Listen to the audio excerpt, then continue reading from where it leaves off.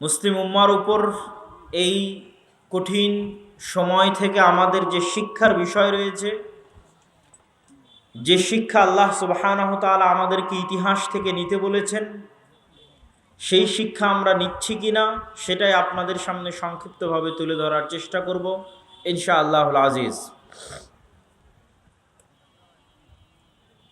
আল্লাহ সুবহানাহু ওয়া তাআলা ইব্রাহিম আলাইহিস সালাতু ওয়াস সালাম কে এমনভাবে কবুল করেছিলেন যে তার দুই সন্তানকে পৃথিবীর দুই পুরাতন মসজিদ, পৃথিবীর দুই আদি মসজিদ আবাদ করার জন্য নিয়োজিত করেছিলেন। ইব্রাহিম আলাইহিস সালাতু ওয়াস সালামের নিজস্ব বাড়ি ছিল ইরাকের ব্যাবিলন, কোরআনে বলা হয়েছে বাবেল, যেটা বর্তমান ইরাকের রাজধানী বাগদাদ থেকে অনতি দূরে। ইরাক থেকে তিনি হিজরত করে চলে আসেন আজকের শাম। শাম বলতে শুধু বর্তমান সিরিয়া নয়, শাম বলতে বর্তমান জর্ডান, বর্তমান ইসরায়েল, বর্তমান ফিলিস্তিন, বর্তমান লেবানন, এগুলো বর্তমান আশেপাশের যে সমস্ত এবং বর্তমান সিরিয়া সবই শামের অন্তর্ভুক্ত। পবিত্র কোরআন এবং হাদিসে যেখানে শাম শব্দ ব্যবহার হয়েছে সেখানে এই এলাকা এবং এই এরিয়া উদ্দেশ্য। ইব্রাহিম আলাইহিস সালাতু ওয়াস সালামের দারুল হিজরা হচ্ছে শাম। আমাদের নবী মুহাম্মদ সাল্লাল্লাহু আলাইহি ওয়াসাল্লাম বলেছেন, লা তাজালু তাইফাতুম মিন উম্মতি যাহিরিনা আলাল হক, আমার উম্মতের একদল মানুষ চিরদিন হকের উপর প্রতিষ্ঠিত থাকবে, কেউ তাদেরকে ক্ষতি করতে পারবে না, পরাজিত করতে পারবে না।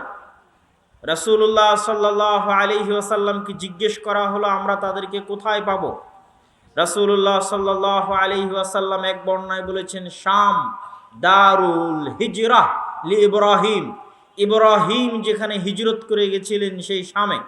আর এক হাদিসে রাসূল সাল্লাল্লাহু আলাইহি ওয়াসাল্লাম বলেছেন, মসজিদে আকসা এবং তার আশেপাশের অঞ্চলে তোমরা সেই হকের উপর টিকে থাকা জামাতকে, হকের উপর টিকে থাকা গ্রুপকে, দলকে পাবে কোথায়? শামে, মসজিদে আকসার আশেপাশের অঞ্চলে। সম্মানিত উপস্থিতি, ইব্রাহিম আলাইহিস সালাতু ওয়াস সালামের প্রথম স্ত্রী সারা, পৃথিবীর সবচেয়ে সুন্দরী নারী। হাওয়া আলাইহিস সালাতু ওয়াস সালামের পরে পৃথিবীর সবচেয়ে সুন্দরী মহিলা ছিলেন সারা। আর সারার পরবর্তীতে ইউসুফ আলাইহিস সালাতু ওয়াস সালাম, তার বাবার দাদি হচ্ছে সারা। ইউসুফ আলাইহিস সালাতু ওয়াস সালামের পিতার দাদি হচ্ছে সারা আলাইহিস সালাতু ওয়াস সালাম। ইউসুফ আলাইহিস সালাতু ওয়াস সালাম তার বাবার দাদির চেহারা পেয়েছিলেন, এই জন্য তিনি ছিলেন পৃথিবীর সবচেয়ে সুদর্শন পুরুষ। সারা আলাইহিস সালাতু ওয়াস সালামকে নিয়ে এক সফরের ঘটনা আছে ফিলিস্তিন থেকে মিশর। ইব্রাহিম আলাইহিস সালাতু ওয়াস সালাম যেমন ফিলিস্তিন থেকে মিশর গেছেন, তেমন ফিলিস্তিন থেকে মক্কা এসেছেন। জেরুজালেম, বাংলায় আমরা বলি জেরুজালেম, আরবিতে বলে দারুস সালাম, আর হিব্রুতে ইহুদিরা বলে ইউরুশলাম। আর ইহুদিদের সাথে আমাদের অনেক কিছুতে মিল আছে। হিংসার কারণে তারা আমাদের সহ্য করে না। আমরা যেমন বলি আসসালামু আলাইকুম, তারাও তেমন বলে শালম। শনিবারের দিন সকালে উঠে বলবে সাবাত শালম। শালম মানেও শান্তি, আমরা যেটা আসসালামু আলাইকুম বলি এটা মানেও শান্তি। ইহুদিরা দিনে সালাত আদায় করে 3 ওয়াক্ত, তাদের মসজিদ আছে সিনাগগ, সেই মসজিদে গিয়ে তারা সালাত আদায় করে। আমরা সালাত আদায় করি 5 ওয়াক্ত। এরকম আরও বহু বিষয় আছে, তাদের সাথে মিল খুঁজে পাবেন, আমি বলবো বক্তব্যের একটা পর্যায়ে গিয়ে। তো আমরা যেখানে ছিলাম আর কি, তো ইব্রাহিম আলাইহিস সালাতু ওয়াস সালাম মিশর যাওয়ার পথে জালেম বাদশার হাতে যখন তার স্ত্রী অত্যাচারিত, নির্যাতিত হওয়া থেকে বেঁচে গেলেন আল্লাহর সহযোগিতায়, তখন তাকে উপহার হিসেবে প্রদান করা হলো হাজেরা। হাজেরা আলাইহিস সালাতু ওয়াস সালামের গর্ভে ইব্রাহিমের প্রথম সন্তান আসলো ইসমাইল। ইসমাইলকে রেখে আসলেন 1500 কিলোমিটার দূরে মক্কায়। আর পরবর্তীতে সারার গর্ভে জন্ম নিল ইসহাক। ইসহাককে রেখে দিলেন মসজিদে আকসা জেরুজালেমে। এটা ছিল আমাদের এই পয়েন্টের মূল আলোচনা, যে আল্লাহ ইব্রাহিমের দুই সন্তান, ইব্রাহিম আলাইহিস সালাতু ওয়াস সালামের দুই সন্তানকে পৃথিবীর শ্রেষ্ঠ দুইটা মসজিদ, পৃথিবীর পুরাতনতম দুইটা মসজিদ। কত পুরাতন! আল্লাহ সুবহানাহু ওয়া তাআলা পবিত্র কোরআন মাজিদে বলছেন, ইন্না আউওয়ালা বাইতুম উযিআ লিন-নাস বিবাক্কা। পৃথিবীর মানুষ আল্লাহর ইবাদত করবে, এই জন্য পৃথিবীতে প্রথম যে মসজিদ নির্মাণ করা হয়েছে সেটা মক্কায়। আবু যর গিফারি রাদিয়াল্লাহু তাআলা আনহু থেকে বর্ণিত, তিনি বলেন, আমি আল্লাহর নবীকে জিজ্ঞেস করলাম, আল্লাহর নবী, পৃথিবীতে কোন মসজিদ সর্বপ্রথম তৈরি হয়েছে? আল্লাহর নবী বললেন, আল মসজিদুল হারাম, মক্কার কাবা সর্বপ্রথম তৈরি হয়েছে আল্লাহর ইবাদতের জন্য। আমি বললাম, সুম্মা আইয়ু, তারপরে কোন মসজিদ তৈরি হয়েছে? তিনি বললেন, আল মসজিদ আল আকসা, মসজিদে আকসা তৈরি হয়েছে। আমি জিজ্ঞেস করলাম, কাম বাইনাহুমা, কত বছরের ব্যবধান? আল্লাহর নবী বললেন, আরবাউনা আম, 40 বছরের ব্যবধান। তাহলে 40 বছরের ব্যবধানে নির্মিত হওয়া পৃথিবীর প্রথম দুইটা পুরাতন মসজিদ আবাদ করছে কে? ইব্রাহিমের দুই সন্তান, ইব্রাহিমের প্রথম স্ত্রীর গর্ভে দ্বিতীয় সন্তান। যেহেতু প্রথম সন্তান এসেছে দ্বিতীয় স্ত্রীর গর্ভে, ইসহাক আবাদ করছে জেরুজালেমে আল মসজিদ আল আকসা, আর দ্বিতীয় স্ত্রীর গর্ভে প্রথম সন্তান ইসমাইল আবাদ করবে মক্কার কাবা। আর ইব্রাহিম আলাইহিস সালাতু ওয়াস সালাম প্রথম নবী, যিনি জেরুজালেম থেকে মক্কায় সফর করেছেন 5 বার, আনুমানিক 5 বার। ইতিহাসে পাওয়া যায় আরো কতবার করেছেন আল্লাহ ভালো জানে। 1500 কিলোমিটারের পথ পায়ে হেঁটে গেছেন। একবার স্ত্রী পুত্রকে রাখতে গেছেন, একবার কুরবানি করতে গেছেন, একবার গিয়ে ছেলেকে পাননি, স্ত্রীকে তালাক দিতে বলে এসেছেন, আর একবার গিয়ে ছেলেকে পাননি, স্ত্রীকে রাখতে বলে এসেছেন, আর একবার গিয়ে ছেলেকে সাথে করে নিয়ে কাবা তৈরি করেছেন। ওয়াইদ ইয়ারফা ইব্রাহিমুল কাওয়াইদা মিনাল বাইতি ওয়া ইসমাইল, যখন ইব্রাহিম এবং ইসমাইল মিলে কাবা তৈরি করলো তখন। তাহলে কত আগে আমরা জেরুজালেম এবং কাবার আলোচনা পাচ্ছি, আজ থেকে 5000 বছরেরও বেশি অতীতকালের কথা আমরা বর্ণনা করছি। সম্মানিত উপস্থিতি, ইসহাক আলাইহিস সালাতু ওয়াস সালামের সন্তানের নাম হচ্ছে ইয়াকুব। ইয়াকুব আলাইহিস সালাতু ওয়াস সালামের 12 সন্তান ছিল, তার মধ্যে একজন ইউসুফ। এই সকল নাম ইংরেজিতে একই ব্যক্তি, কিন্তু উচ্চারণ আলাদা। ইব্রাহিমকে তারা বলে আব্রাহাম, ইসহাককে তারা বলে আইজ্যাক, ইয়াকুবকে তারা বলে জ্যাকব, ইউসুফকে তারা বলে জোসেফ। যেমন আপনি যদি দেখেন saint Joseph school and college, তাহলে ধরতে হবে হজরত ইউসুফ আলাইহিস সালাতু ওয়াস সালাম school and college. Saint Joseph দিয়ে তারা ইউসুফ আলাইহিস সালাতু ওয়াস সালামকেই বুঝিয়েছে, উচ্চারণের পার্থক্য। তথা পৃথিবীর এই 3টা ধর্মই, ইহুদি ধর্ম, খ্রিস্টান ধর্ম এবং ইসলাম, আব্রাহামিক রিলিজিয়ন, 3টা ধর্মের মানুষই ইব্রাহিমের অনুসারী হওয়ার দাবিদার, মিল্লাতে ইব্রাহিমের অনুসারী হওয়ার দাবিদার। এবং 3টা ধর্মই সেমেটিক রিলিজিয়ন। সেমেটিক মানে সাম।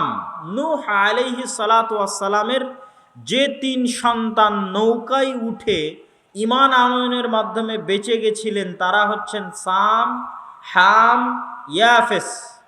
আর একজন সন্তান নাফরমানি করে বন্যায় ডুবে গেছিল। তো এই 3 সন্তানের মাধ্যমেই আল্লাহ পৃথিবী আবাদ রেখেছেন, নূহের 3 সন্তানের মাধ্যমে। সামের পরবর্তী বংশধরদেরকে বলা হয় সেমেটিক তথা এশিয়ান।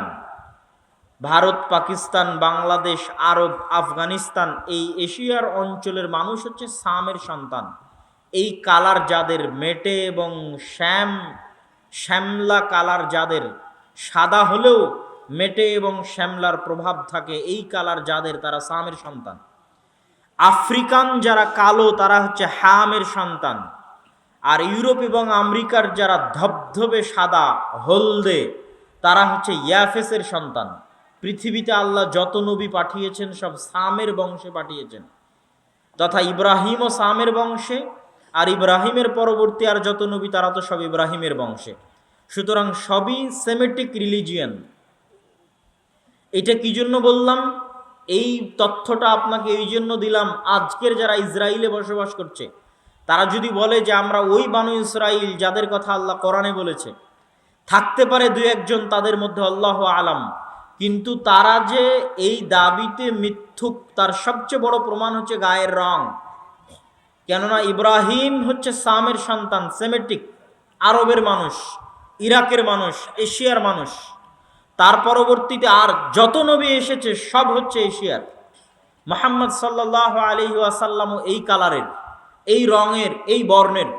ঈসা আলাইহি সালাতু ওয়াসসালামও এই কালারের, এই রঙের, এই বর্ণের।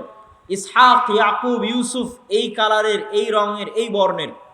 এখন ইউরোপ এবং আমেরিকা থেকে সম্পূর্ণ ধবধবে সাদা হলদে চেহারা নিয়ে এসে কেউ যদি বলে যে আমি ইসহাকের বংশধর, আমি ইব্রাহিমের বংশধর, এটা মিথ্যা। কেননা গায়ের কালার এবং গায়ের রঙে মিলতে হবে। তোমরা যে নবীর অনুসরণের দাবি করছো, মুসা, ঈসা, তারা সব সেমেটিক, সবাই হচ্ছে ইব্রাহিমের সন্তান, সামের সন্তান। আমার নবীর চেহারা আর ইব্রাহিম আর ইসহাকের চেহারা একই রকম। আমার নবীর চেহারা আর মুসা এবং ঈসার চেহারা একই রকম, মানে গায়ের রঙে। তারা কেউ না আফ্রিকান কালো, না ইউরোপ এবং আমেরিকার ধবধবে সাদা, তারা হচ্ছে এশিয়ান। তো এখন যারা ইসরায়েলে বসবাস করতেছে তারা বেশিরভাগ ইউরোপ এবং আমেরিকা থেকে ওই চেহারা, ওই কালার নিয়ে এসে তারা দাবি করতেছে যে আমরা হচ্ছি ইব্রাহিম বা ইসহাকের বংশধর। এই জন্য কালার প্রমাণ করে যে তারা তাদের দাবিতে মিথ্যুক। আরও অনেক ঐতিহাসিক কারণ আছে এই দাবিতে মিথ্যুক হওয়ার, যেটা আজকে আমরা আলোচনা করছি না। কিন্তু আমরা যে আলোচনাটা করতে চাচ্ছি সেটা হচ্ছে এই তিনটে ধর্মই ইব্রাহিম আলাইহিস সালাতু ওয়াস সালামের অনুসারী হওয়ার দাবিদার।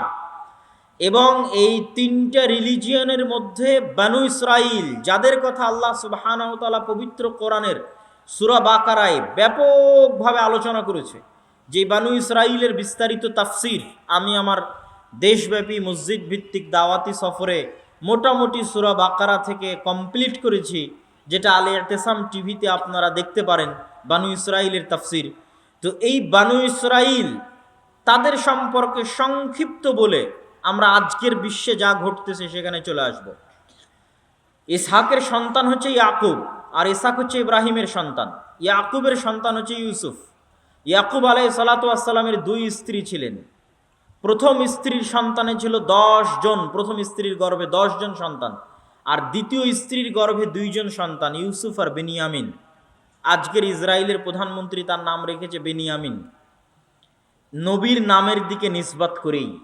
কেননা আমি বলেছি তাদের তোরাহ, তাদের তাওরাহ, তাদের ইনজিল এবং আমাদের কোরআন বর্ণনাগত পার্থক্য থাকতে পারে বিকৃতির কারণে, কিন্তু মূল জিনিসগুলো এক। কোরআনে যেমন আদম এবং হাওয়ার ঘটনা বলা আছে, তোরা এবং ইনজিলে আদম এবং ইভ, তারা হাওয়ার নাম দিয়েছে ইংরেজিতে ইভ, আদম এবং ইভের ঘটনা বলা আছে। ঠিক যেমন আমরা ইব্রাহিমের ঘটনা, নূহ আলাইহিস সালামের মহাপ্লাবনের ঘটনা পড়ছি কোরআনে, একইভাবে নূহ আলাইহিস সালামের মহাপ্লাবনের ঘটনা তাওরা এবং ইনজিলে আছে। যেহেতু সবগুলোই আসমানি কিতাব এবং আসমানি দিন, এই জন্য কিছু হলেও মিল থাকবে, এটাই স্বাভাবিক। এটা আল্লাহ কোরআনেও বলেছে, মুসাদ্দিকাল লিমা বাইনা ইয়াদাইয়া, আমি যে কোরআন তোমাকে পাঠাচ্ছি, এই কোরআন তাওরাত এবং ইনজিলের সত্যায়নকারী, মিথ্যায়নকারী নয়। আমি যে ইনজিল পাঠিয়েছি, ইনজিল তাওরাতের সত্যায়নকারী। আমার পক্ষ থেকে পাঠানো প্রতিটা কিতাব আর এক কিতাবের সত্যায়নকারী, মিথ্যায়নকারী নয়।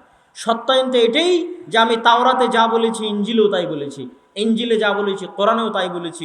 তাওরাত এবং ইনজিল বিকৃত হয়ে গেছে, কিন্তু কোরআন বিকৃত হয়নি। সুতরাং তথ্যের পার্থক্য থাকতে পারে, কিন্তু ঘটনা একই।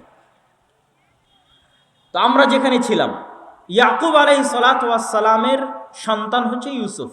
ইউসুফ আলাইহিস সালাতু ওয়াস সালামের লম্বা ঘটনা আপনারা জানেন, যে তিনি কুয়ার মধ্যে পড়ে সেখান থেকে উদ্ধার হয়ে মিশর। আজকে যদি গুগল ম্যাপ অন করেন তাহলে দেখবেন যে ফিলিস্তিন এবং মিশর কানেক্টেড। ফিলিস্তিন থেকে মিশরে যেতে বিশাল মরুভূমি পড়ে, ওই মরুভূমির নাম হচ্ছে সিনাই মরুভূমি। ইউসুফ আলাইহিস সালাতু ওয়াস সালাম মিশরে যখন মন্ত্রী হলেন, আমাদের টার্গেট হচ্ছে জেরুজালেম, মসজিদে আকসা এবং আজকের ঘটনার সাথে কানেক্ট করা, এই জন্য লম্বা ইতিহাস আমরা বলছি না। ইউসুফ আলাইহিস সালাতু ওয়াস সালাম যখন মন্ত্রী হলেন, তখন তিনি তার বাবাকে পুরো পরিবার সহ ফিলিস্তিন থেকে ডেকে পাঠালেন, আজকের জেরুজালেম থেকে ডেকে পাঠালেন। তখন ইয়াকুব আলাইহিস সালাম 70 জনের পরিবার নিয়ে মিশর গেলেন।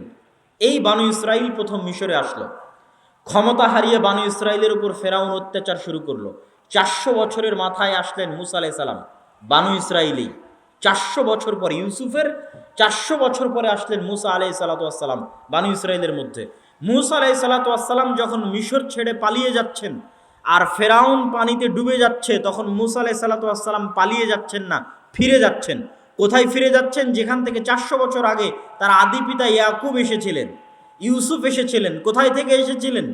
জেরুজালেম থেকে, ফিলিস্তিন থেকে, মসজিদ আকসা থেকে, ওখানে যাচ্ছেন। এই জন্য ফেরাউন ডুবে যাওয়ার পরও মুসা আলাইহিস সালাম আর রিটার্ন ব্যাক মিশরে করেননি। কেননা মিশর তার ফাদারল্যান্ড, আদি পিতার জমি নয়।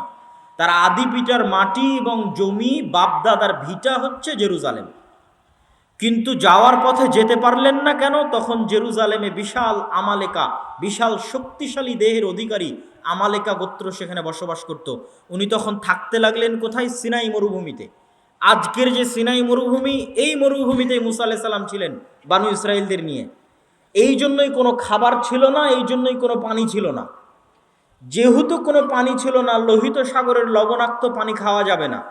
যেখানে সুপেয় পানি পাওয়া যাবে সেখানে আছে আমালেকা গোত্র, ফিলিস্তিনে, জেরুজালেমে। আমরা আছি মরুভূমিতে। এই জন্যই তারা মুসা আলাইহিস সালামের কাছে চেয়েছিল যে আপনি আল্লাহকে বলেন পানি দিতে। তখন মুসা আলাইহিস সালাম লাঠি দিয়ে পাথরে আঘাত করেছিলেন, 12টা ঝর্ণাধারা তৈরি হয়েছিল। ইয়াকুবের 12 সন্তানের বংশধরের জন্য আল্লাহ 12টা ঝর্ণাধারা তৈরি করেছিলেন। খাবার ছিল না, খাবার চেয়েছিল আল্লাহ, আসমান থেকে মান্না এবং সালোয়া দিয়ে পাঠিয়েছিলেন। কেন? এটা ছিল মরুভূমি। ওই মরুভূমিতেই তুর পাহাড় আছে, যেই তুর পাহাড়ে মুসা আলাইহিস সালাতু ওয়াস সালাম তাওরাত আল্লাহর পক্ষ থেকে রিসিভ করেছিলেন। আল্লাহ তাদেরকে আদেশ দিলেন জিহাদ করার জন্য, জেরুজালেম বিজয় করতে হবে, জিহাদ করো। আর তারা চোখের সামনে ফেরাউনকে ডুবতে দেখেও, চোখের সামনে পাথর থেকে পানি বের হতে দেখেও, চোখের সামনে আসমান থেকে মান্না এবং সালোয়া পাওয়ার পরেও এই বানু ইসরাইল মুসা আলাইহিস সালাতু ওয়াস সালামকে বলে বসলো, ইযহাব আনতা ওয়া রাব্বুকা ফাকাতিলা, আপনি আর আপনার প্রতিপালক গিয়ে যুদ্ধ করেন, আমরা যাব না, আমরা এখানে বসে থাকলাম। আপনি আর আপনার প্রতিপালক গিয়ে যুদ্ধ করে যেদিন বিজয় করবেন সেই দিন আমরা আসবো। এরকম নিমক হারাম কম ছিল। কেন তারা এতটা নিমক হারাম হয়ে গেল? আরো বহু নিমক হারাম এদের এই পুরো ঘটনায়, বানু ইসরাইলের এই পুরো ঘটনায় আল্লাহ সূরা বাকারায় পবিত্র কোরআনে তুলে ধরেছে। কেন? এখান থেকে আমাদের শিক্ষা আছে। বানু ইসরাইলদের স্বভাব চরিত্র আমাদের স্বভাব চরিত্র হয়ে যাবে, এখান থেকে আমাদের শিক্ষা আছে। এই জন্য আল্লাহ তুলে ধরেছে কোরআনে। সেটা আপনি কোথায় দেখবেন? আজকে আমাদের অবস্থা দেখলে বুঝবেন যে আমাদের অবস্থা তাদের মতোই। কিভাবে এরকম হয়েছে? কিভাবে এরকম হয়েছে এটার উত্তর অনেক চিন্তা ভাবনা করার পরে আমার মাথায় এসেছে যে 400 বছর বানু ইসরাইল ফেরাউনের গোলাম ছিল। এই 400 বছরে বানু ইসরাইলের স্বভাব চরিত্র, তারা নবীর সন্তান হলেও তাদের স্বভাব চরিত্র নষ্ট হয়ে গেছে, ধ্বংস হয়ে গেছে। গোলামি মানুষের আত্মমর্যাদা নষ্ট করে দেয়, গোলামি মানুষের আত্মসম্মান নষ্ট করে দেয়, দাসত্ব মানুষের স্বাভাবিক চিন্তা শক্তি নষ্ট করে দেয়। ফলত ফেরাউনের গোলামি করতে করতে করতে করতে তারা এত নিচু, এত ছোট পর্যায়ে চলে গেছে, এত তাদের ব্রেন মস্তিষ্ক নিম্ন হয়ে গেছে যে তারা চোখের সামনে এত নেয়ামত দেখার পরও নবীকে বলছে আপনি আর আপনার আল্লাহ গিয়ে যুদ্ধ করেন। আরো বহু তাদের নিমক হারামি আছে, কিছুক্ষণ পরে বলবো। আর আমাদের কোথায় সমস্যা তৈরি হয়েছে? সারা বিশ্বের সব মুসলিম দেশ 150 থেকে 200 বছর ইউরোপিয়ানদের ঔপনিবেশ ছিল। আপনারা যারা আজকে এখানে বসে আছেন, 1935-37 সালে শেরে বাংলা একে ফজলুল হকের যেই সরকার তৈরি হয়েছিল, উভয় বাংলার একমাত্র প্রধানমন্ত্রী, পশ্চিম বাংলা এবং পূর্ব বাংলার একমাত্র প্রধানমন্ত্রী শেরে বাংলা একে ফজলুল হকের যে সরকার তৈরি হয়েছিল, ওই সরকার জমিদারি প্রথা বিলুপ্ত না করলে আপনারা এই জমির দলিলও আপনাদের থাকতো না। কেন? এগুলো একটা জমির মালিক আপনারা ছিলেন না, সব ছিল জমিদারেরা মালিক। কি পরিমাণ গোলামি থাকলে, তথা 100 বছরও হয়নি আপনাদের এই জমিরগুলোর মালিক হওয়া, এই জমির কাগজপাতির মালিক হওয়া, যে জমিগুলো আপনারা আজকে ভোগ করতেছেন এই বাংলাদেশে, এই জমির মালিক হওয়া আপনাদের 100 বছরও হয়নি। তাহলে এই অঞ্চলের মানুষ 150-200 বছর ব্রিটিশদের গোলামি করেছে। এই রকমই সারা পৃথিবীর প্রায় মুসলিম দেশ ইউরোপিয়ানদের গোলামি করেছে। যখন ফ্রান্সের আইফেল টাওয়ারের সামনে বসে বিড়ি খাচ্ছে, মদ খাচ্ছে, জুয়া খেলতেছে সব মুসলমান, এই সমস্ত মুসলমানগুলো কোথায় থেকে এসেছে খোঁজ নিয়ে জানলাম, সব এসেছে লিবিয়া থেকে, সব এসেছে মরক্কো থেকে। কেন? এই সমস্ত আফ্রিকান দেশগুলো ফ্রান্স শাসন করত। আফ্রিকান মুসলিম কান্ট্রিগুলো ছিল ফ্রান্স ইতালি স্পেনের উপনিবেশ, ফলত স্পেন, ফ্রান্স, ইতালির গোলামি করতে করতে করতে করতে এদের স্বভাব নষ্ট হয়ে গেছে। আর আমাদের স্বভাব নষ্ট হয়ে গেছে 150 থেকে 200 বছর ব্রিটিশদের গোলামি করতে করতে। ফলত আমরা জন্মগত গোলাম, রক্তের মধ্যে গোলামি আছে। এই জন্য আমরা স্বাভাবিক স্বাধীন চিন্তা করতে পারি না, আমাদের আত্মসম্মান নাই, আত্মমর্যাদা নাই। দেখবেন সকাল সন্ধ্যা গণ্ডগোল, মারামারি, হিংসা, বিদ্বেষ। এরকম গণতন্ত্র, যেই গণতন্ত্র বাংলাদেশে আছে, এরকম গণতন্ত্র পৃথিবীর আর কোনো দেশে পাবেন না। গণতন্ত্র খারাপ কি ভালো সেটা আলাদা কথা, কিন্তু গণতন্ত্র তো ইংল্যান্ডে আছে, গণতন্ত্র তো আমেরিকায় আছে, কিন্তু ইংল্যান্ড এবং আমেরিকায় এরকম মারামারি, এরকম কাটাকাটি, এরকম হিংসা বিদ্বেষ কোনোদিন শুনেছেন? কথা বলেন, কোনোদিন দেখেছেন? কোনোদিনই পাবেন না। কেন? তাদের আত্মমর্যাদা আছে, তারা পৃথিবীকে শাসন করে এসেছে, ওরা হচ্ছে শাসক। আত্মমর্যাদা, আত্মসম্মানের কারণে এই পরিবেশ তৈরি হয় না, মারামারি, কাটাকাটি, হিংসা হিংসি, খামচা খামচির পরিবেশ তৈরি হয় না। পুলিশ বাহিনী পুলিশ বাহিনীর মতো কাজ করে, বিচার বিভাগ বিচার বিভাগের মতো কাজ করে, সরকার সরকারের মতো কাজ করে। 5 বছর পর পর ভোট দিয়ে মানুষ সরকার পরিবর্তন করে। কেউ ক্ষমতায় এসে মনে করে না যে আমি পুলিশকে আমার অধীনে নিয়ে চলে আসব। কেউ ক্ষমতায় এসে মনে করে না যে আমি বিচার বিভাগকে আমার অধীনে নিয়ে চলে আসব। কেন? তারা জন্মগত পৃথিবীকে শাসন করে এসেছে, শিক্ষায় উন্নত, জ্ঞানে উন্নত, ব্যক্তিত্বে, চরিত্রে, আত্মমর্যাদা, আত্মসম্মানে উন্নত, নিচু ছোট চিন্তা ভাবনা নাই। আর আমরা হচ্ছে গোলামি করেছি 150 বছর, 200 বছর। যখন বাদশাহ আলমগীর ছিল তখনকার মুসলমানেরা এরকম ছিল না। মানে আজকের যে মুসলমান, আজ থেকে 300 বছর আগে যখন বাদশাহ আলমগীর এদের শাসন করেছে, তখনকার মুসলমানেরা এরকম ছিল না। তখন মাদ্রাসা মসজিদের নামে গোটা ভারতের 5 ভাগের 1 ভাগ সম্পত্তি শুধু মাদ্রাসা মসজিদের নামে ওয়াকফ করা ছিল। গোটা ভারত, পাকিস্তান, বাংলাদেশকে 5 ভাগ করবেন, 5 ভাগ করে 1 ভাগ করলে কত হাজার বিঘা হয়? এত হাজার বিঘা সম্পত্তি, এত লক্ষ বিঘা সম্পত্তি শুধু মসজিদ মাদ্রাসারই ছিল। এখন দেখান দেখে 200 বছরের পুরাতন কোনো মসজিদ মাদ্রাসার জমি আছে কিনা? নাই। তাহলে এই জমিগুলো কোথায় গেল? যখন লাখেরাত সম্পত্তি বাজেয়াপ্তকরণ আইন পাশ করেছিল ব্রিটিশরা, তখন এগুলো সব সম্পত্তি বাজেয়াপ্ত হয়ে গেছিল। মসজিদ মাদ্রাসার নামে 500-600 বছর যাবৎ মুসলমানদের ওয়াকফ করা জমি বাজেয়াপ্ত হয়ে গেছে। মানে মুসলমানেরা তো এই দেশে 150-200 বছর থেকে নাই, প্রায় 1000 বছর থেকে এই দেশে আছে। তাহলে 1000 বছরের পুরাতন মাদ্রাসাও থাকতে হবে, 1000 বছরের পুরাতন মসজিদও থাকতে হবে, অসংখ্য। নাই কেন? এগুলো সব সম্পত্তি বাজেয়াপ্ত হয়ে গেছে, ছিল। এই গোলামি মুসলমানদেরকে ধ্বংস করে দিয়েছে। ওই যে ফ্রান্সের আইফেল টাওয়ারের সামনে বসে বিড়ি খাচ্ছে, এগুলো সব মুসলমান। একটা মদখোর, একটা জুয়াখোর, একটা অধপতিত, নিম্ন, অশিক্ষিত, মূর্খ জাতিতে পরিণত হয়ে গেছে। ঠিক বানু ইসরায়েলেরা যেমন 300 বছর, 400 বছর ফেরাউনের গোলামি করে ধ্বংস হয়ে গেছে, আমাদের অবস্থা হচ্ছে গোলামি করতে করতে আমরা ওই পর্যায়ে চলে গেছি। সম্মানিত উপস্থিতি, এই বানু ইসরায়েলদের যখন এই আচরণ দেখলেন, তখন মুসা আলাইহিস সালাতু ওয়াস সালাম কষ্ট পেলেন। কষ্ট পেয়ে তিনি আল্লাহর কাছে দোয়া করলেন, হে আল্লাহ, আমার মৃত্যু যেন জেরুজালেমের এত নিকটে হয়, যেখান থেকে একটা ঢিল নিক্ষেপ করলে আমার কবরে এসে পড়ে, বা এই মসজিদে আকসা থেকে একটা ঢিল নিক্ষেপ করলে যেন আমার কবরে এসে পড়ে, এত নিকটে আমার মৃত্যু, বা আমার দাফন এবং আমার কাফনের ব্যবস্থা করিয়েন।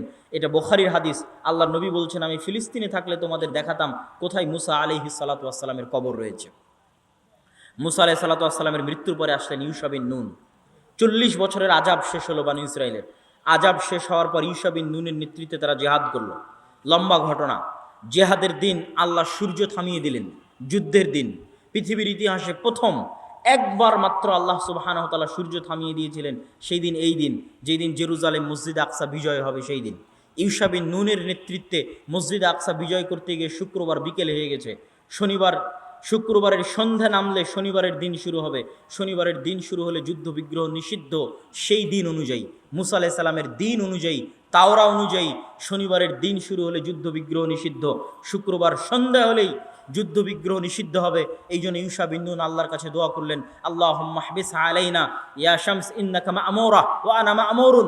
হে সূর্য তুমি আদিষ্ট আর আমিও আদিষ্ট, হে আল্লাহ এই সূর্যকে আপনি আমাদের উপর থামিয়ে দিন, যেন যুদ্ধ শেষ করে বাইতুল আকসা বাইতুল মুকাদ্দাস মসজিদে আকসা বিজয় করতে পারি। আল্লাহর নবী বলছেন যে ইন্না শামসালাম তোহবাস লিবাসারিন, পৃথিবীতে কোনোদিন সূর্য কোনো মানুষের জন্য থামেনি ইল্লা লিউশা বিন নুন, একমাত্র ইউশা বিন নুন এবং বানু ইসরাইলের জন্য আল্লাহ সূর্য থামিয়ে দিয়েছিলেন যেন তারা মসজিদে আকসা বিজয় সম্পূর্ণ করতে পারে। কত বড় নিমক হারাম জাতি, চোখের সামনে দেখলো সূর্য থেমে গেছে। এই সূর্য থামানোর মাধ্যমে আল্লাহ তাদের মসজিদে আকসা বিজয় করার সুযোগ দিলেন। এবার আল্লাহ তাদেরকে আদেশ দিচ্ছেন, শোনো, যখন তোমরা কারিয়ায় প্রবেশ করবে, আমি তাদেরকে বলে দিলাম যখন তোমরা এই শহরে প্রবেশ করবে তখন তোমরা বলবে হিত্তাতুন নাগফির লাকুম, তোমরা মুখে উচ্চারণ করবে হিত্তাহ, আমি তোমাদের ক্ষমা করে দিব। হিব্রু ভাষায় হিত্তা হচ্ছে আস্তাগফিরুল্লাহ, আরবিতে আস্তাগফিরুল্লাহ আল্লাযী লা ইলাহা ইল্লা হুয়াল হাইয়ুল কাইয়্যুম ওয়া আতুবু ইলাইহি, বা আরবিতে আস্তাগফিরুল্লাহ হচ্ছে হিব্রুতে হিত্তাহ। তোমাদের যে এত বড় অপরাধ, এত বড় গুনাহের পরও আমি মসজিদ আকসা বিজয় করার সুযোগ দিচ্ছি, তোমরা যখন জেরুজালেমে প্রবেশ করবে মুখে বলবে আস্তাগফিরুল্লাহ, আর মাথা থাকবে নিচু, সিজদারত অবস্থায় এই শহরে প্রবেশ করবে।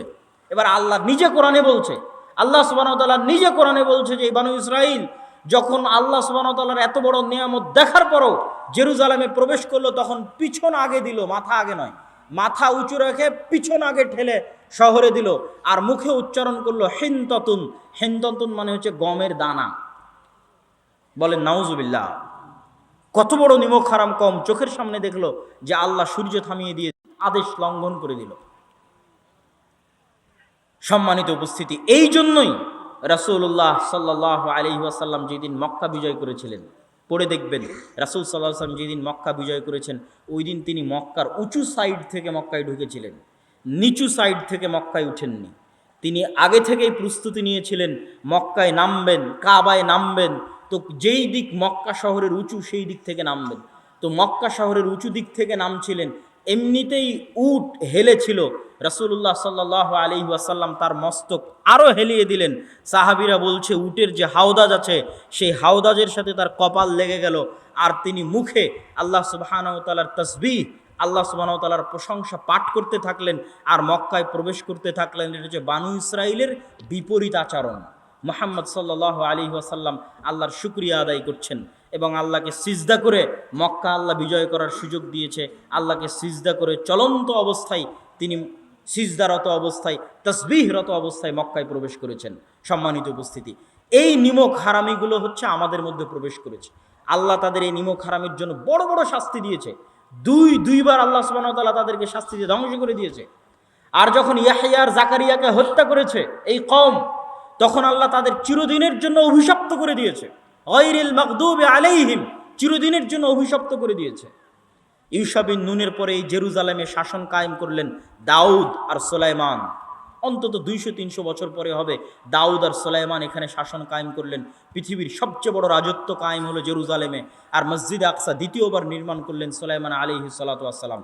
দাউদ এবং সুলাইমানের আরও পরে চলে আসেন ওয়াইদ ক্বালাত ইমরাতু ইমরান রাব্বি ইন্নী নাযারতু লাকা মা ফি বাতনি মুহাররারান ফাতাকাব্বাল মিন্নি। যখন ইমরানের স্ত্রী আল্লাহর কাছে দোয়া করলো, আল্লাহ আমার পেটে যে সন্তান আছে আপনার রাস্তায় ওয়াকফ করে দিলাম। ফালাম্মা ওয়াদাআতহা ক্বালাত রাব্বি ইন্নী ওয়াদাতুহা উনসা। যখন সন্তান প্রসব হলো বলছে মেয়ে সন্তান প্রসব করেছি, এখন কি হবে? সেই মেয়ে সন্তান হলো মারিয়াম, যাকে এই মসজিদে আকসা পরিষ্কার পরিচ্ছন্ন রক্ষণাবেক্ষণের দায়িত্ব দেওয়া হলো। তাহলে এই যে এতগুলো নবীকে আমরা এই মসজিদের সাথে সম্পৃক্ত করে দিলাম, কতগুলো নবীকে, ইব্রাহিম থেকে শুরু করে, ইসহাক ইয়াকুব থেকে শুরু করে, ইউসুফ থেকে শুরু করে, মুসা থেকে শুরু করে, দাউদ সুলাইমান থেকে শুরু করে মারিয়াম পর্যন্ত। মারিয়ামের ছেলে ঈসা এই শহরে জন্মগ্রহণ হয়েছে, ঈসা আলাইহিস সালাতু ওয়াস সালাম। তারা বলে ঈসা আলাইহিস সালাতু ওয়াস সালামকে তারা বলে জেসাস, আর মারিয়ামকে বলে মা মেরি, আর মুসা আলাইহিস সালাতু ওয়াস সালামকে বলে মোজেস। নাম একই, ব্যক্তি একই, উচ্চারণের পার্থক্য। এটার সাথে আরও একজনকে যুক্ত করে দিতে হবে মসজিদে আকসার সাথে, তিনি হচ্ছে লূত আলাইহিস সালাতু ওয়াস সালাম। আল্লাহ সুবহানাহু ওয়া তাআলা কোরআন মাজিদে বলছেন ওয়ানাজ্জাইনাহু ওয়া লূতান ইলাল আরদিল্লাতী বারাকনা ফিহা লিল আলামিন। আমি লূতকে এবং ইব্রাহিমকে ওই মাটিতে আশ্রয় দিয়েছি যেই মাটিতে আমি বরকত রেখেছি সারা পৃথিবীর মানুষের জন্য। বলেন আল্লাহু আকবার। সারা পৃথিবীর মানুষের জন্য বরকত রেখেছি ওই মাটিতে, যেই মাটিতে আমি ইব্রাহিম আর লূতকে আশ্রয় দিয়েছি। ইব্রাহিমকে ইরাক থেকে বাপ তাড়িয়ে দিল, আশ্রয় দিলাম জেরুজালেমে, আর লুতকে তার শহর উল্টিয়ে দিলাম, লুতের শহর উল্টিয়ে দেওয়ার পরে লুতকে আশ্রয় দিলাম এই মাটিতেই। সমসাময়িক লুত এবং ইব্রাহিম আলাইহিসসালাম একই যুগের। তো জর্ডানের ডেড সির ওই সাগর উল্টিয়ে দেওয়ার পরে, ওই শহর উল্টিয়ে দেওয়ার পরে লুতকে আশ্রয় দিলাম জেরুজালেমে, আর বাপ তাড়িয়ে দেওয়ার পর ইব্রাহিমকে আশ্রয় দিলাম জেরুজালেমে। এতগুলো নবীর আমরা সম্পর্ক তৈরি করে দেখালাম এই জেরুজালেমের সাথে। আমাদের নবীর ছোট্ট দুইটা সম্পর্ক, সুবহানাল্লাযী আসরা বিআবদিহি লাইলাম মিনাল মাসজিদিল হারামি ইলাল মাসজিদিল আকসা আল্লাযী বারাকনা হাওলাহ, মহা পবিত্র সেই সত্তা যিনি তার বান্দা, যিনি তার দাস, তার গোলাম মুহাম্মদ সাল্লাল্লাহু আলাইহি ওয়াসাল্লামকে সফর করিয়েছেন। মুহাম্মদ সাল্লাল্লাহু আলাইহি ওয়াসাল্লামকে সফর করিয়েছেন মক্কার কাবা থেকে জেরুজালেমের মসজিদে আকসা পর্যন্ত। কোন মসজিদে আকসা? আল্লাযী বারাকনা হাওলা, যেই মসজিদে আকসার চারিদিক আমি আল্লাহ ঘিরে রেখেছি বরকত দিয়ে। আল্লাহু আকবার। কোরআনের আয়াত, আল্লাহ সুবহানাহু ওয়া তাআলা বলছেন মসজিদে আকসার চারিদিকে ঘিরে রাখা আছে বরকত দিয়ে। সেই মসজিদে আকসায় আমি সফর করিয়েছি আমার বান্দা মুহাম্মদ সাল্লাল্লাহু আলাইহি ওয়াসাল্লামকে, যেখানে তিনি সকল নবীর ইমামতি করেছেন, বোরাক বেঁধে রেখেছেন, সেখান থেকে আসমানে সফর করেছেন, আবার আসমান থেকে মসজিদে আকসা হয়ে ফিরে তিনি কাবায় চলে এসেছেন, মক্কায় চলে এসেছেন। সম্মানিত উপস্থিতি, আল্লাহর নবীর পরে জেরুজালেম বিজয় করেছেন ওমর রাদিয়াল্লাহু তাআলা আনহু। আল্লাহর নবীর জীবদ্দশায় আরেকটি ছোট্ট ঘটনা হচ্ছে, ক্বাদ নারা তাকাল্লুবা ওয়াজহিকা, আমি দেখছি বারবার আপনার চেহারা আসমানের দিকে। কেন? আমাদের দিনের প্রথম কেবলা ছিল মসজিদে আকসা, প্রথম কেবলা। প্রথম যখন সালাত ফরজ হয়, তখন সালাত ফরজ হওয়ার পরে যেই দিকে মুখ করে সালাত আদায় করতে হতো সেটা হচ্ছে মসজিদে আকসা। তো মদিনায় হিজরত করার আগ পর্যন্ত আল্লাহর নবীর কোনো কষ্ট হতো না। কেন কষ্ট হতো না? আল্লাহর নবী কাবা ঘরের এমন জায়গায় দাঁড়াতেন, মসজিদে আকসা মুখী হয়ে সালাত আদায় করার জন্য কাবার এমন জায়গায় দাঁড়াতেন যে কাবাও সামনে হতো, মসজিদে আকসার দিকেও মুখ হতো। এটা কঠিন কিছু না, আপনি তো কাবার চারিদিকে মুখ করে সালাত আদায় করতে পারবেন। তো আমি কাবার এমন দিকে মুখ করে সালাত আদায় করতাম, যেই দিকে মুখ করে সালাত আদায় করলে সামনে কাবা, আবার কি পড়বে? মসজিদে আকসা জেরুজালেম পড়বে। তো এই জন্য মক্কায় আল্লাহর নবীর কোনো কষ্ট হতো না। আমি সামনে কাবাও রেখেছি, আবার কেবলাও করেছি মসজিদে আকসার দিকে। কিন্তু মক্কা থেকে যখন মদিনায় গেলেন, দুটো তো আর একসাথে হয় না। কাবা একদিকে, জেরুজালেম আর একদিকে, একসাথে তো দুটোকে তিনি কেবলা বানাতে পারছেন না। তখন থেকে তার কষ্ট শুরু হলো। তখন থেকে তিনি আসমানের দিকে তাকাতেন, কেবলা যেন কাবা করে দেওয়া হয়, এই মর্মে। তাহলে আমাদের মসজিদে আকসার সাথে আমাদের দ্বিতীয় আর একটা সম্পর্ক হচ্ছে, মসজিদে আকসা আমাদের প্রথম কেবলা। সম্মানিত উপস্থিতি, আল্লাহর নবীর পরে ওমর রাদিয়াল্লাহু তাআলা আনহুর হাতে মসজিদে আকসা বিজয় হয়েছে। মসজিদে আকসা বিজয় হওয়ার সংক্ষিপ্ত ঘটনা বলে আমরা আমাদের এই পর্বের আলোচনা শেষ করে দিব। আল্লাহর নবীর পরে ওমর রাদিয়াল্লাহু তাআলা আনহুর হাতে মসজিদে আকসা বিজয়ের যেটা সংক্ষিপ্ত ঘটনা, সেই সংক্ষিপ্ত ঘটনা হচ্ছে, মসজিদে আকসা বিজয়ের পূর্বে সবচেয়ে বড় যে যুদ্ধ, সেই যুদ্ধের পূর্বে ওমর রাদিয়াল্লাহু তাআলা আনহু খালিদ বিন ওয়ালিদকে প্রধান সেনাপতির পদ থেকে অপসারণ করেছিলেন, আর আবু উবাইদা ইবনুল জাররাহকে প্রধান সেনাপতির দায়িত্ব দিয়েছিলেন। প্রধান সেনাপতির দায়িত্ব পেয়ে আবু উবাইদা ইবনুল জাররাহ যখন এই যুদ্ধে অংশগ্রহণ করতে যাচ্ছে, তখন সে দেখতেছে যে তার সেনাবাহিনীর সদস্য মাত্র 12,000, আর বিশাল রোমান এম্পায়ারের সেনা সদস্য হচ্ছে 3 লক্ষ। 12,000 সৈন্য দিয়ে 3 লক্ষ সেনাবাহিনীর মুখোমুখি হওয়া সম্ভব নয়। ফলত তিনি চিঠি লিখে পাঠালেন ওমর রাদিয়াল্লাহু তাআলা আনহুর কাছে যে অতিরিক্ত সেনাবাহিনী দরকার, না হলে যদি আমরা পরাজিত হই মানুষ দিন থেকে মুখ ফিরিয়ে নিবে। ওমর রাদিয়াল্লাহু তাআলা আনহু চিঠির উল্টা পিঠে লিখে পাঠালেন যে লা তুহাওয়িলান্নাকুম কাসরাতান নাসারা আও কাসরাতার রোম, তোমাদেরকে যেন রোমানদের সংখ্যাধিক্য ভীত সন্ত্রস্ত না করে, তোমাদেরকে যেন মুসলমানদের অল্প সংখ্যায় চিন্তাগ্রস্ত না করে। জেনে রাখো আল্লাহ যার সাথে আছে তারাই শক্তিশালী। ওমর রাদিয়াল্লাহু তাআলা আনহুর এই চিঠি পেয়ে আবু উবাইদা ইবনুল জাররাহ চিন্তার মধ্যে পড়ে গেলেন। খালিদ ইবনুল ওয়ালিদ আবু উবাইদা ইবনুল জাররাহকে বললেন, হে প্রধান সেনাপতি আবু উবাইদা ইবনুল জাররাহ, আজকের দিনের জন্য আপনি যুদ্ধের দায়িত্ব আমাকে ছেড়ে দেন। কাগজে কলমে প্রধান সেনাপতি আপনি, কিন্তু আজকের যুদ্ধের প্রধান সেনাপতি আমি। আবু উবাইদা ইবনুল জাররাহ খালিদ বিন ওয়ালিদের হাতে প্রধান সেনাপতির দায়িত্ব ওই দিনের জন্য ছেড়ে দিলেন। সংক্ষিপ্ত আকারে কথা হচ্ছে, 6 দিন যুদ্ধ হলো।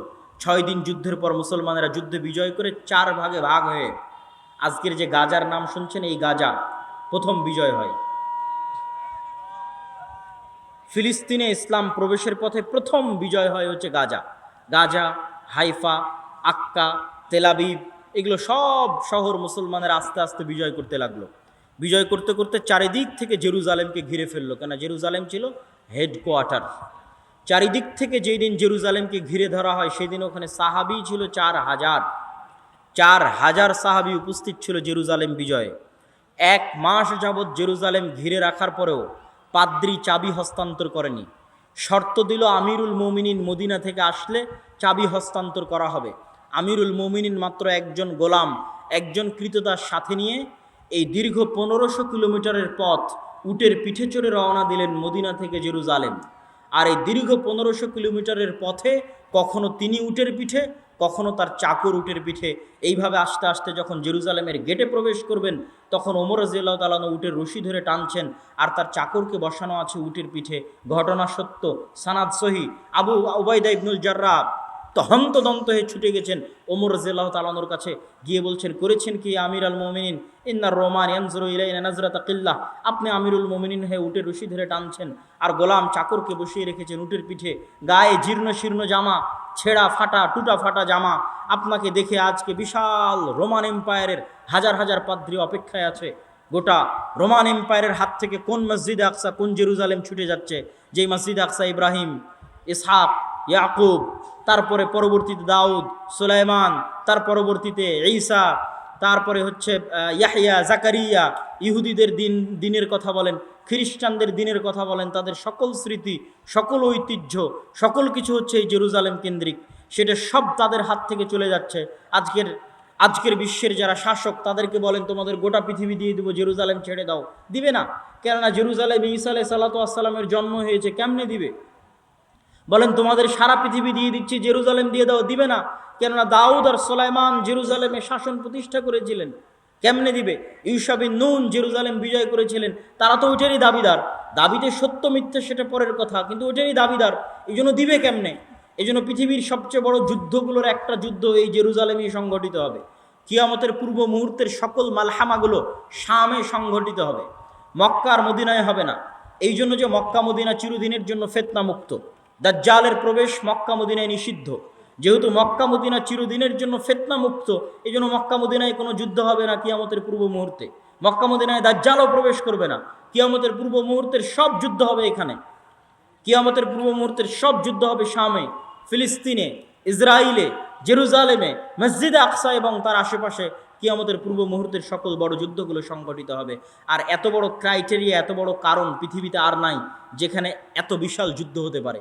কেননা এত এই জিনিসের যত লোক দাবিদার, আর পৃথিবীতে এরকম কিছু নাই যেটার এত লোক দাবিদার। পৃথিবীর 90% মানুষ এটার দাবিদার, তথা 90% মানুষ এটার জন্য যুদ্ধে জড়িয়ে যেতে পারে। আমেরিকা, ইউরোপ থেকে শুরু করে, ইসরায়েল থেকে শুরু করে গোটা মুসলিম বিশ্ব, গোটা ইউরোপ এই যুদ্ধে জড়িয়ে যেতে পারে। গোটা রাশিয়া, গোটা ইউক্রেন সব এই যুদ্ধে জড়িয়ে যেতে পারে। কেননা এটার দাবিদার হচ্ছে পৃথিবীর 90% মানুষ, তথা পৃথিবীর 3টা আব্রাহামিক রিলিজিয়ান, সেমেটিক রিলিজিয়ানের মানুষ এটার দাবিদার। সম্মানিত উপস্থিতি, ওমর রাদিয়াল্লাহু তাআলা আনহুকে আবু উবাইদা ইবনুল জাররাহ বলছে, করেছেন কি? আজকে এত বড় বিজয়, কত বড় বিজয় সেটার বর্ণনা দিলাম যে এত বড় বিজয়। এই বিজয়ের দিনে আপনি নিজে রশি ধরে টানছেন আর গায়ে জীর্ণ শীর্ণ কাপড় পরে আছেন, রোমানরা কি মনে করবে? ওমর রাদিয়াল্লাহু তাআলা আনহু বললেন, শোনো, কুন্না কওমান আদিল্লাহ, আমরা ছিলাম জাহেল, মূর্খ, অজ্ঞ জাতি, পৃথিবীতে আমাদের কেউ চিনত না।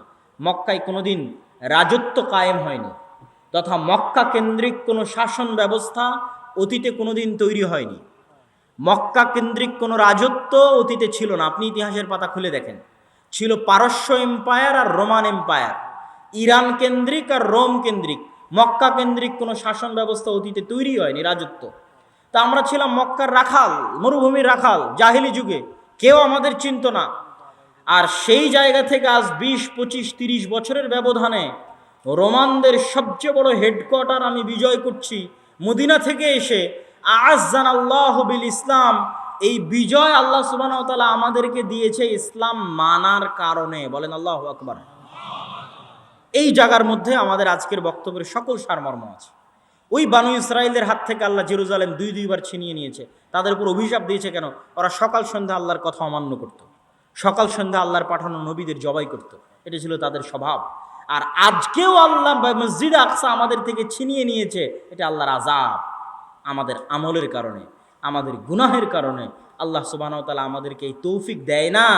যে কত হাজি এখানে বসে আছে, ওই হাজির তৌফিক হয়নি যে সে আল্লাহর 3টা পবিত্র মসজিদের 3য় মসজিদে সফর করবে, হয়নি তৌফিক।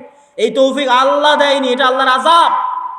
আমাদের মতো গুনাহগারকে আল্লাহ আযাবে রেখেছে যে আমরা আল্লাহর পবিত্রতম মসজিদ মক্কা এবং মদিনা দেখতে যেতে পারলেও আল্লাহর আর এক পবিত্র মসজিদ মসজিদ আকসা দেখতে যেতে পারি না। 80 বছর থেকে দেখতে যেতে পারি না, একদিন 2 দিন নয়, এই 80 বছর থেকে আল্লাহ সুবহানাহু ওয়া তাআলা আমাদের আযাবের মধ্যে রেখেছে।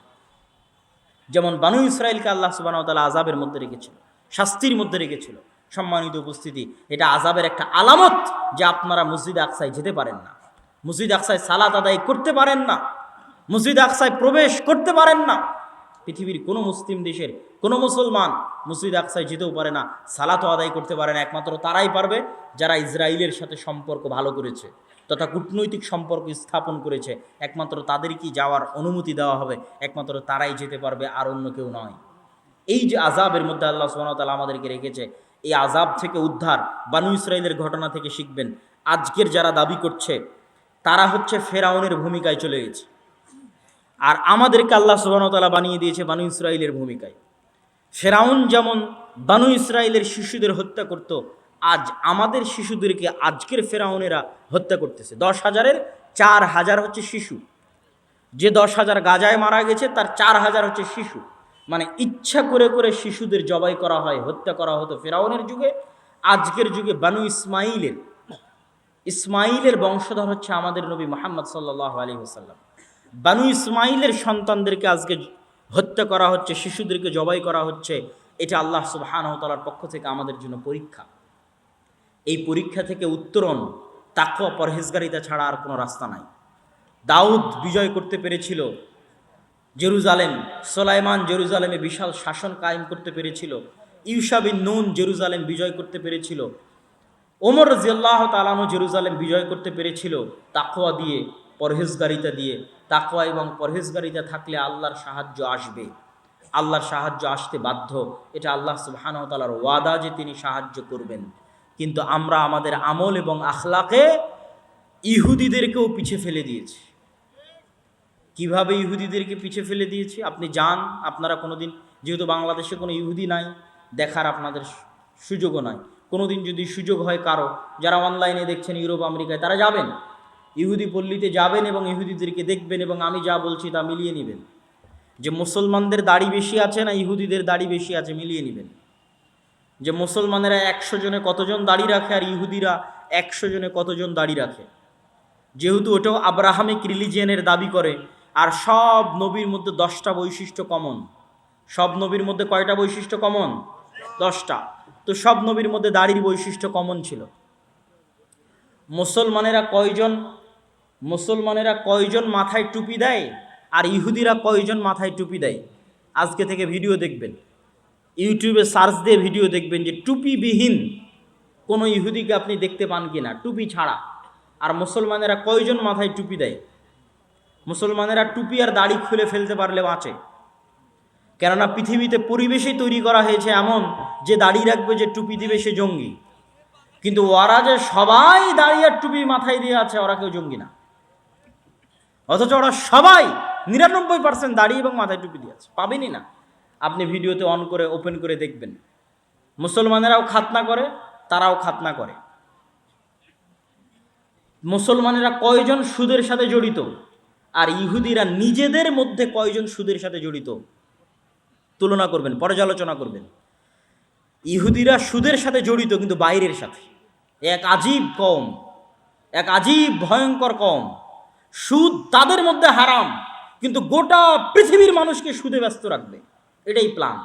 গোটা পৃথিবীর মানুষের টাকা সুদের মাধ্যমে চুষে নিবে, কিন্তু ওরা ওদের মধ্যে কারজে হাসানা দিবে, সুদে নয়। এক ইহুদি আর এক ইহুদির সাথে কখনোই সুদি লেনদেন করবে না, এটা তাদের দৃষ্টিতে হারাম।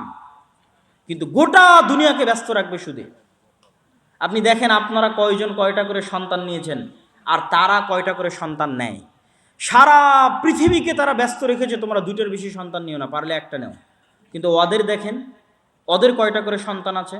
6টা 7টার নিচে যদি কারো সন্তান থাকে তাহলে আমাকে বলিয়েন যে অমুক ইহুদি পরিবার পেয়েছিলাম, যেই পরিবারে 6টা 7টার নিচে সন্তান আছে। যেহেতু আমি নিজে গেছি, নিজে দেখেছি, এই জন্য আপনাকে বলতেছি। সম্মানিত উপস্থিতি, আপনাদের যারা আজকে এখানে বসে আছে তাদের কয়জনের ছেলে মেয়ে মোবাইলের ফ্রি ফায়ার, পাবজি, জুয়া, বিড়ি, সিগারেট, মদ, তাম্বাকু, নেশা, ক্রিকেটের নেশা, ফুটবলের নেশা, অনলাইন, এগুলোতে ব্যস্ত? আর ওদের কয়টা ছেলে মেয়ে ব্যস্ত খোঁজ নেবেন। ওরা জন্মের পর থেকে পড়ে বড় হতে হবে, আর গোটা পৃথিবীকে ব্যস্ত রেখেছে কি, তোরা মদ জুয়ার নেশায় ব্যস্ত থাক। কেননা মদ জুয়ার নেশায় ব্যস্ত থাকলে গোলাম বানানো যায়, দাস বানানো যায়। আমরা গোলাম কেন? আমাদের সন্তানেরা হচ্ছে মদ জুয়ার নেশায় ব্যস্ত, এই জন্য হচ্ছে আমরা গোলাম, আমরা দাস। আর তাদের কাছে শিক্ষা আছে, জ্ঞান আছে, গবেষণা আছে, এই জন্য তারা পৃথিবী শাসন করছে। সম্মানিত উপস্থিতি, আমি আমার বক্তব্যের এই অংশ থেকেই, এই শিক্ষার অংশ থেকেই আমার মসজিদ ভিত্তিক আলোচনার দিকে প্রবেশ করতে চাচ্ছি। যে তাদের এই অবস্থা দেখার পাশাপাশি আপনি দেখেন যে তারা ইসরায়েলে তাদের সন্তানদেরকে পড়াশোনা, শিক্ষা, জ্ঞান, গবেষণা, অস্ত্রপাতি, যন্ত্রপাতি এগুলোর পিছনে লাগিয়ে রেখেছে। আর তার পাশেই মুসলমান দেশগুলোকে দেখেন, সব ফুটবল বিশ্বকাপ আয়োজনে ব্যস্ত। সব মুসলিম দেশগুলো কিসে ব্যস্ত? ফুটবল বিশ্বকাপ আয়োজন করবে, এটাতে ব্যস্ত। দুবাইকে দেখেন, কাতারকে দেখেন, তারা হচ্ছে বিনোদনে ব্যস্ত, পর্যটনে ব্যস্ত। কোটি কোটি টাকা আল্লাহ তাদের হাতে দিয়েছে, কিন্তু সেই টাকা তারা ইনভেস্ট করছে বিনোদনের জন্য, পর্যটনের জন্য। তাহলে এই মুসলমানদেরকে যদি আল্লাহ সুবহানাহু ওয়া তাআলা গোলাম না বানিয়ে রাখেন, কাদেরকে গোলাম বানিয়ে রাখবেন? আজকে যদি আপনি আমার বাংলাদেশে আসেন, তাহলে বাংলাদেশ, পাকিস্তানের মতো যে রাষ্ট্রগুলো আছে, থার্ড ওয়ার্ল্ড কান্ট্রি, এই সমস্ত রাষ্ট্রের যারা দায়িত্ব পালন করে, তাদের হাতে 2টা টাকা থাকলে তারা রাস্তা তৈরি করে, ব্রিজ তৈরি করে, কালভার্ট তৈরি করে। তাদেরকে জিজ্ঞেস করেন দেখি যে কোনো বড় কোনো প্রজেক্ট জ্ঞান এবং গবেষণার জন্য আছে কিনা। বিশ্ব বাদ দেন, দক্ষিণ এশিয়ার মধ্যেও ঢাকা ইউনিভার্সিটির নাম প্রথম তালিকায়, প্রথম লিস্টে নাই। বুয়েটের নাম নাই, সারা পৃথিবীর 1000 বিশ্ববিদ্যালয়ের মধ্যে নাই। কেন? জ্ঞান এবং গবেষণার জন্য বরাদ্দ নাই। জ্ঞান এবং গবেষণা নিয়ে কেউ চিন্তা করে না, প্রয়োজনও নাই। কেননা মদখোর, নেশাখোর, জুয়াখোর লালন পালন করলেই ক্ষমতায় টিকে থাকা যাবে। মদখোর, নেশাখোর, জুয়াখোর বানালেই মানুষকে গোলাম বানানো যায়। আর এই মদখোর, নেশাখোর, জুয়াখোরদেরকেই পাঠাবে হচ্ছে বিদেশে রেমিটেন্স ইনকাম করতে। কেন? বিদেশে কামলাগিরি করতে তো শিক্ষা লাগবে না। আমি কাউকে কষ্ট দেওয়ার জন্য বলছি না, কোনো মুসলমান ভাই, কোনো প্রবাসীকে কষ্ট দেওয়ার জন্য না, আমার জাতির অবস্থা বর্ণনা করছি। এই জন্য সরকারেরও গুরুত্ব নাই যে আপনার সন্তানকে শিক্ষা দিতে হবে বা সঠিক শিক্ষা আপনার সন্তানকে দিতে হবে, এটার গুরুত্ব নাই। তাহলে গোটা মুসলিম বিশ্বে মুসলমানদের কাছ থেকে শিক্ষা বিতাড়িত, জ্ঞান গবেষণা বিতাড়িত, ইসলাম বিতাড়িত। তাহলে তারা কি দিয়ে আল্লাহর সাহায্য চাইবে? কি দিয়ে? না চেষ্টা করছে নিজের বিজয়ের জন্য, না শিক্ষার জন্য, না জ্ঞানের জন্য, না দিন পালনের জন্য। তাহলে কি দিয়ে আমরা আল্লাহ সুবহানাহু ওয়া তাআলার কাছে বিজয় চাইব? গোটা মুসলিম বিশ্বের অবস্থা যদি আপনি দূরবীন দিয়ে দেখতে চান, তাহলে একটা ছোট্ট উদাহরণ আমি দিয়ে থাকি। সেটা হচ্ছে, বিশেষ করে ইউরোপ সফরের পর আমার এই অভিজ্ঞতা হয়েছে। লিবিয়া, মরক্কো, আলজেরিয়া, এর পাশে হচ্ছে ভূমধ্য সাগর।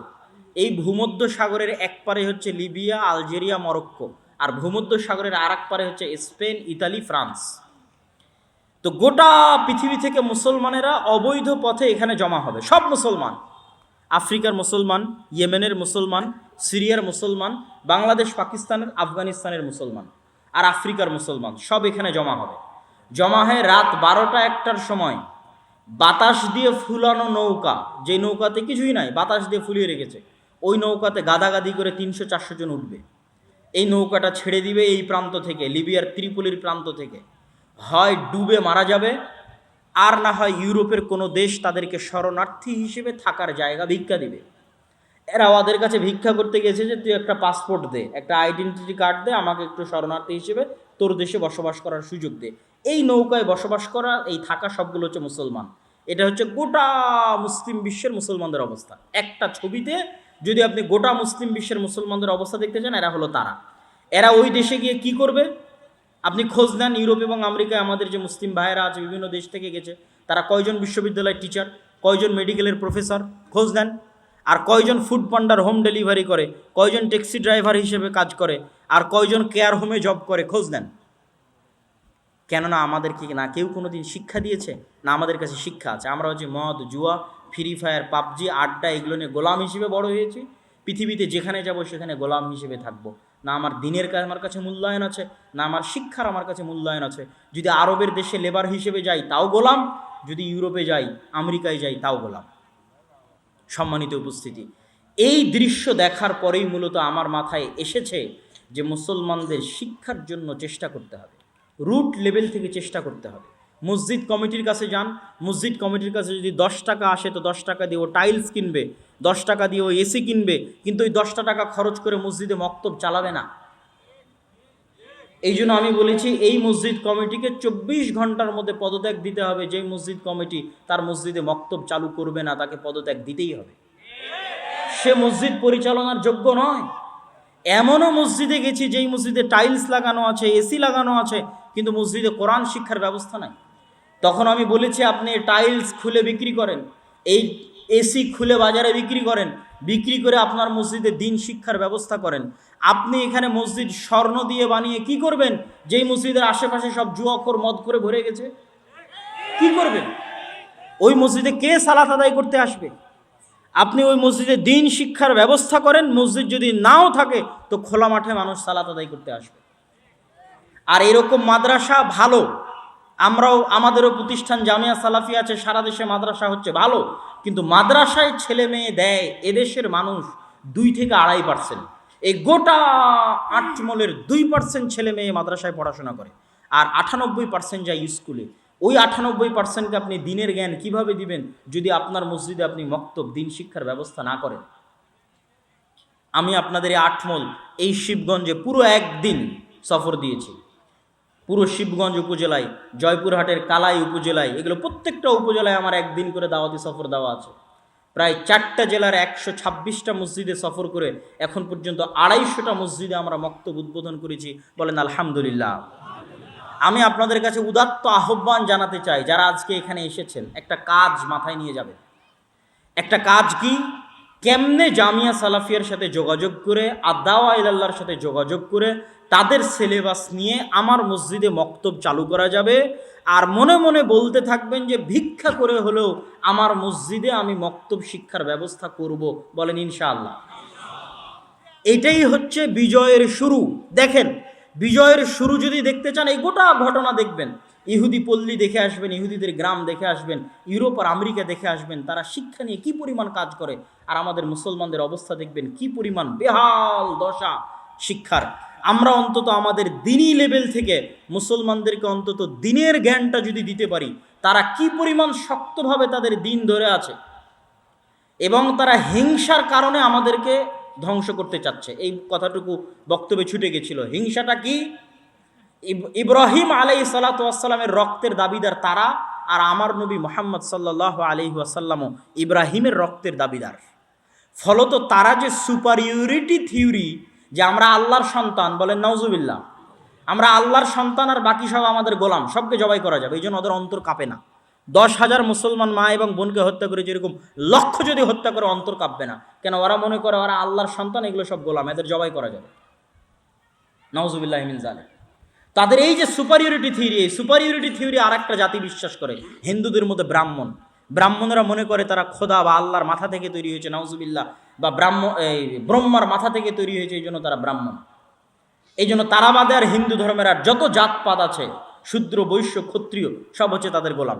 ওদেরকে বলিও দেওয়া যাবে, ওদেরকে জবাইও করা যাবে। কোনো বলিদান অনুষ্ঠানে কোনো ব্রাহ্মণের কোনো সন্তানকে বলি দেওয়া হয় না। সবসময় বলি দেওয়া হবে ব্রাহ্মণের চাইতে নিচু স্তরের। কেন? তারা হচ্ছে, এটা হচ্ছে তাদের সুপারিয়রিটি থিওরি। এই দুইটা জাতি সুপারিয়রিটি থিওরিতে বিশ্বাস করে। তো তাদের এই সুপারিয়রিটি থিওরিতে সবচেয়ে বড় আঘাত দিয়েছে মোহাম্মদ সাল্লাল্লাহু আলাইহি ওয়াসাল্লাম, যে তিনি দাবি করছে যে আমি ইব্রাহিমের সন্তান, আমি ইব্রাহিমের সন্তান, ইসমাইলের সন্তান। এবং এখানে যে কাবা, এই কাবা ইব্রাহিম তৈরি করেছে। এটা অনেকের কাছে মেসেজ নাই, ইউরোপ এবং আমেরিকা এবং ইসরায়েলের অনেকের কাছে মেসেজ নাই যে ইব্রাহিম আলাইহিস সালাতু ওয়াস সালামের তৈরি করা ঘর হচ্ছে কাবা। মুসলমানেরা দাওয়াতি কাজই করেনি, জানেই না। তা এরকম বহু অসংখ্য ভিডিও দেখতে পাবেন যে তারা জানেই না যে কাবা ইব্রাহিম আলাইহিস সালাতু ওয়াস সালাম তৈরি করেছে, কেন তারাও তো আব্রাহামকে সম্মান করে। সুতরাং যখন বলা হবে যে আব্রাহামের সন্তান ইসমাইল, ইব্রাহিম এবং ইসমাইল মিলে এই কাবা তৈরি করেছে, তখন তারা এটা চিন্তা ভাবনা করবে, ভাববে। সম্মানিত উপস্থিতি, তো এই হিংসার কারণে তারা মুহাম্মদ সাল্লাল্লাহু আলাইহি ওয়াসাল্লামকে হত্যা করতে চেয়েছিল। এই হিংসার কারণে তারা উম্মতে মুহাম্মাদীকে ধ্বংস করে দিতে চায়, কেন তারা জানে শেষ নবীর জন্য যত রহমত, বরকত, ফজিলতের কথা আল্লাহ তাওরাত এবং ইনজিলে বলেছে, সব রহমত, বরকত, ফজিলত উম্মতে মুহাম্মাদী নিয়ে গেছে। সব রহমত, বরকত, ফজিলত মুহাম্মদ সাল্লাল্লাহু আলাইহি ওয়াসাল্লাম এবং তার উম্মত নিয়ে গেছে। অতএব এদেরকে হত্যা করার মাধ্যমেই, এদেরকে ধ্বংস করার মাধ্যমেই, এদেরকে গোলাম বানানোর মাধ্যমে আমাদের টিকে থাকতে হবে, নাহলে যে কোনো মুহূর্তে আমাদের পতন হয়ে যাবে। যেমন ফেরাউন ভয় পেত, যে কোনো মুহূর্তে বানু ইসরাইলের সন্তানের হাতে আমার পতন হবে, এদেরকে জবাই করতে হবে, হত্যা করতে হবে, দমন করতে হবে, এদের কন্ট্রোলে রাখতে হবে।